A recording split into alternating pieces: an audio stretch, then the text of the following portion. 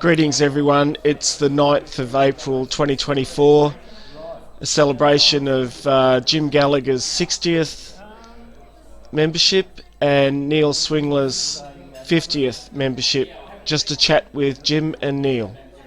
I hope you enjoy this.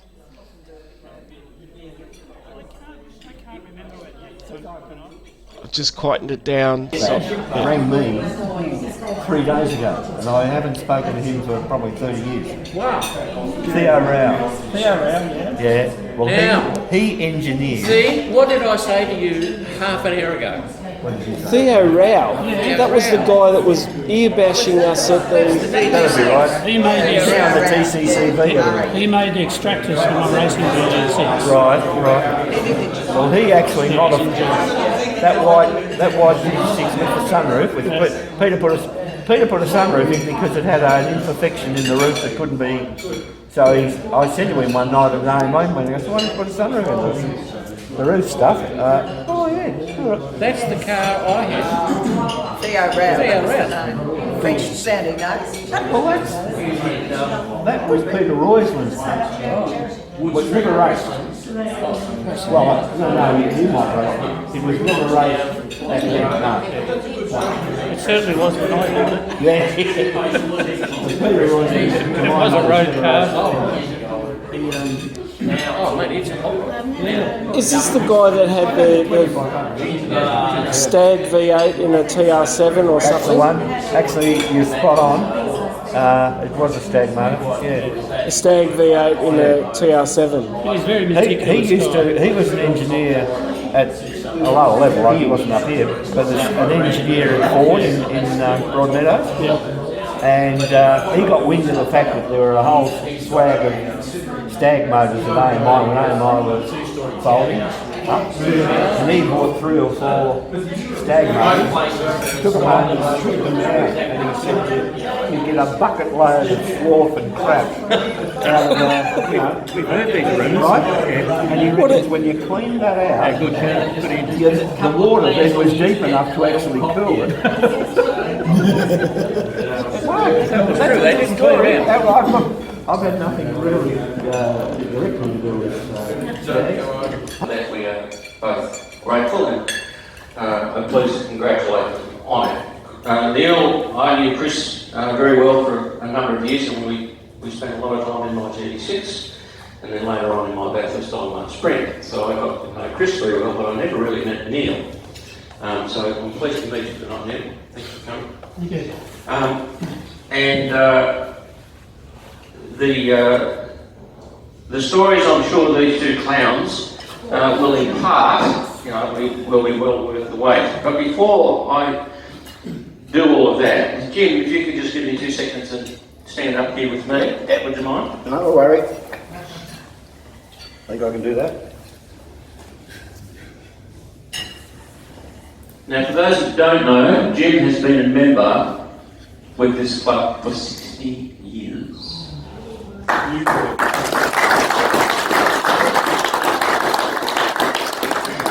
We thought about having a badge made for him, but we didn't know where we put it. I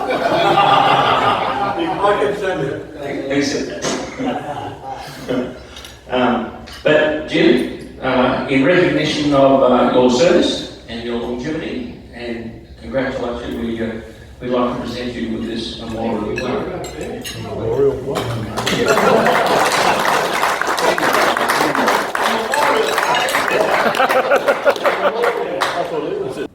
We'd like to know what cars you were competing in, but before we do, Chris, Neal. Neal, sorry, Chris. Would you like to come and join us? Absolutely. Because there's a few things here that are relevant to both Neal and to Jim and others. I don't need one of those. Yeah. No, I'm all right. I think everyone here? I think so. I've got to know here that somebody spoke to Chris not that long ago, and there was a discussion with Chris apparently in the background giggling his head off.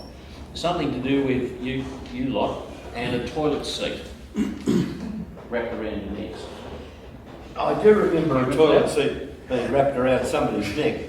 I remember sitting in it was in the hotel rooms, and Speak up loud, guys. Yeah, I was sitting in a motel room and we're all talking, having drinks and things, and there were people standing around the door outside and stuff, and then the next minute there's this commotion and carry on, and then somebody comes charging out of the toilet with the toilet seat on over his head, like he just won a trophy for a race. It's a little bit interesting trying to think about who it actually was. But, I can remember the incident to the point of... Now you remember. No, I can remember the toilet seat around somebody's head. I know it wasn't mine. And I'm not sure what event it was at, whether it was at a... we all know now, this day and age, about the national meetings. We have a national meeting in each of the 5 mainland states on a rotational basis. Well before that, we used to run what we termed back then tri-state meetings, which was a get-together between the South Australian, New South Wales and Victorian chapter at Albury, usually over the Queen's birthday weekend, because there was always a race meeting at the Hugh Weir circuit. Now, the Hugh Weir circuit was actually in the quarry that was the result of blasting the rock necessary to put the dam wall for Hugh Weir. So it was a very interesting little circuit. It's a terrible shame that it's fallen into disarray. A great circuit to a person who likes driving a car. It really was a great circuit. But we used to meet in Albury, and then we ran out of motels that we could go to in Albury. And, Why is that, Jim? plenty of motels just don't come back. it was never Victorians involved. It was always the interstate clubs. Is this plausible deniability or? We had some marvellous stuff. Bob, I wish Bob was here. He could probably tell it with more detail than I could. But Bob had a very, very good friend called Ronnie Burns. Now, Ronnie Burns was one of nature's gentlemen, lovely bloke, until he'd had a couple of beers. And when he started off and had a couple of beers, he was all very friendly, but then he started to be silly when he had a few too many. And on one of these, and I can't remember how far back, but on one of these occasions, there was Bob, there was Ronnie, and a couple of others of Bob's mates, and we're all sitting in the grandstand watching the races. And by this stage, Ronnie had probably a couple too many, and it was just those, slats top grandstands. We were just sitting there, no backing, and Ronnie slipped through and went down onto the ground underneath the grandstand. Well, he didn't hurt himself, thank God, but a couple of young coppers who had a Holden divvy van in the centre of the operation saw him and tried to grab him. Well, Ronnie took off like a scolded cat with these 2 coppers in hot pursuit, and everyone forgot all about the racing because the most interesting thing was, will the coppers catch this bloke? And he wasn't drunk, but he'd had a few beers, and he kept eluding them. He kept hiding behind cars and all that things. Anyway, they finally got him. Opened up the back door of the divvy van, put him in, closed the door, but didn't lock it. I'm not sure exactly how they closed it, but somehow or other Ronnie got the door open, and the door slowly opened, and Ronnie's little head comes out and looks to the right, and the coppers had their back to the van. So he gets out, and instead of just quietly going, he starts like a pink panther. And of course, Can I ask you to chip in? I'll ask Neal a couple of Yeah, no, you're right. He's not. I'll just say a little bit about my history with TSOA. I used to be a PIARC member, and then Chris, he bought a Spitfire as a road car, which I used to be in the passenger seat going everywhere at 100 mile per hour, and that thing, he was just crazy. And I thought, no, this is pretty good. So then Chris was, joined TSOA, and I followed and joined. So Chris bought Bob Morrow's Spitfire, and well, we both, in a way, mainly Chris bought it, and then I raced it for quite a number of years, and it underwent quite a lot of changes and development. As you do, you're always tinkering and trying to make it go a bit quicker, rev a bit harder. So that was good. So, but my first actual road car was a GT6 Triumph, bought from Peter Roysland, registration number GT006. Which you haven't seen around for many years because it's sitting in my cupboard at home. In the standard size and slimline, so they might come on the market soon. But yeah, so I had a GT6 road car, and that had the trapper weavers on it, and extractors and a little bit, and it used to be quite good as a club car. And then I bought a body shell to build a race car.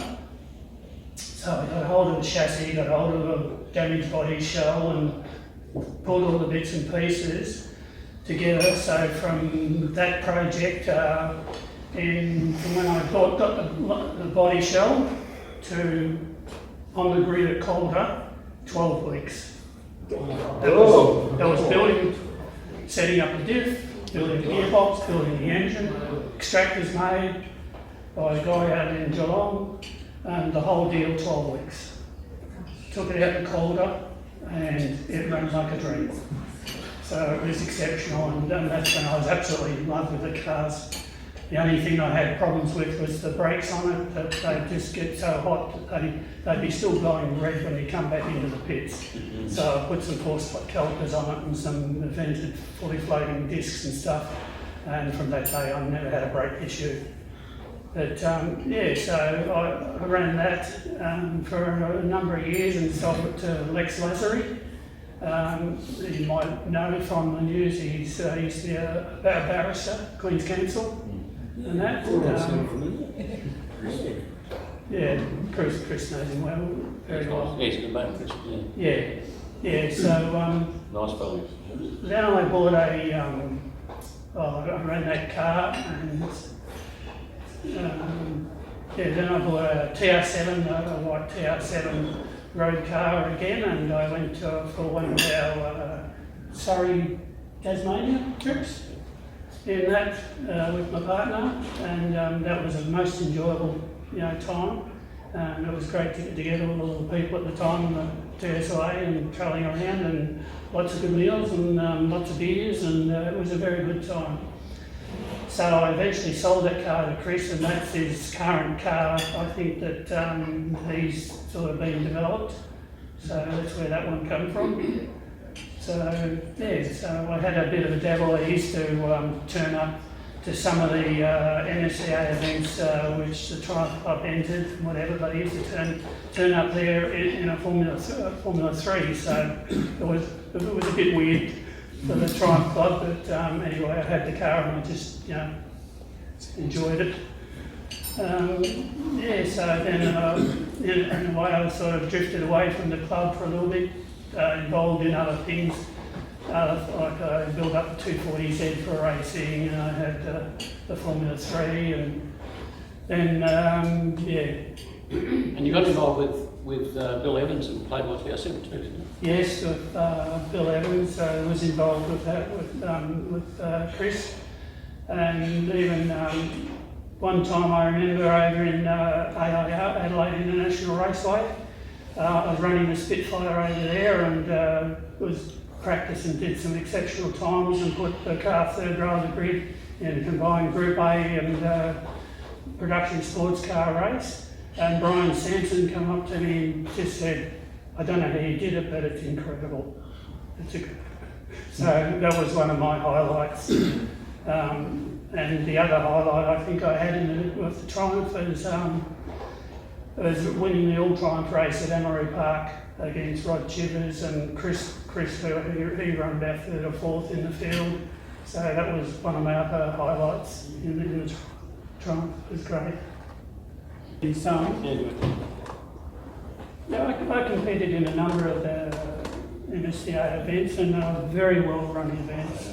And some of the other events used to be run by the Porsche Club that were challenges, which we used to run, and they used to get very upset getting beaten by these little cheap No players. kidding. I can remember one particular meeting, it was a sprint meeting organised by Porsche Club at Winton, and on the private practice day I was in the GD6 and there was the president, I believe he was the president or vice president in a Turbo 2.7 Carrera.